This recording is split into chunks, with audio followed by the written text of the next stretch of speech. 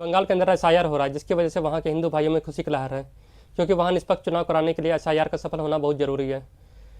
अब सवाल ये है कि बंगाल में एसआईआर सफल होगा या नहीं।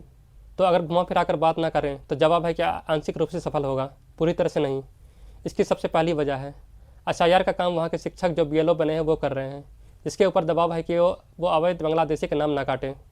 अगर राजनीतिक दृष्टिकोण से देखें तो बहुत सारे बीएलओ ऐसे होंगे जो टीएमसी से संबंध रखते हैं, तो वो पूरी तरह से निष्पक्ष रूप से काम करेंगे इसकी उम्मीद बहुत कम ही लगती है। और बहुत सारे बीएलओ ऐसे भी होंगे जो घुसपैठियों से हमदर्दी रखते हैं, तो वो बांग्लादेशी मुस्लिमों का नाम काटेंगे, इसकी उम्मीद भी बहुत कम लगती है। अब तीसरा, अगर राजनीति को साइड कर दें तो हो सकता है कि बहुत सारे परिवार ऐसे हैं, बहुत सारे बीएलओ ऐसे हैं, उसका अपना परिवार होगा, वो किसी दबाव या डर की वजह से भी किसी बांग्लादेशी मुस्लिम का नाम काटें, मतलब नाम ना काटें। या बहुत सारे ऐसे हैं जिसको लालच मिल जाए, पैसे मिल जाए, तो वो सही ढंग से काम ना करें।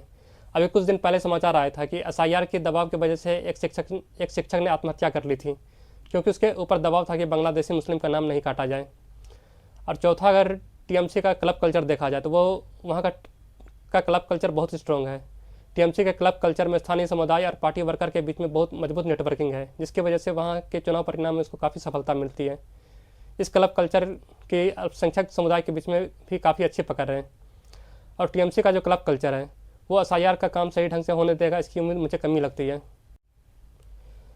बंगाल में निष्पक्ष चुनाव कराने के लिए एसआईआर का होना बहुत ज़रूरी है, और इस एसआईआर को सफल करने के लिए टीएमसी की गुंडागर्दी पर लगाम लगानी होगी। और वहाँ का पुलिस विभाग उतना सक्षम नज़र नहीं आता, जैसा कि हम 2021 के विधानसभा चुनाव में देख चुके हैं कि 2021 के विधानसभा चुनाव के बाद किस तरीके से हिंसा भड़की थी और पुलिस किस तरीके से नाकाम रही थी।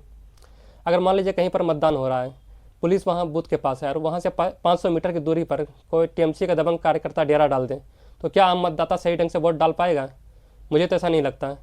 और 2021 के चुनाव के बाद जो हिंसा भड़की थी उसे देखते हुए ये कहना मुश्किल है कि एसआईआर सफलतापूर्वक हो पाएगा। खैर, जो भी हो, बीजेपी को अगर बंगाल के खिलाफ फतह करना है तो एसआईआर को सफलतापूर्वक कार्यान्वित करना होगा।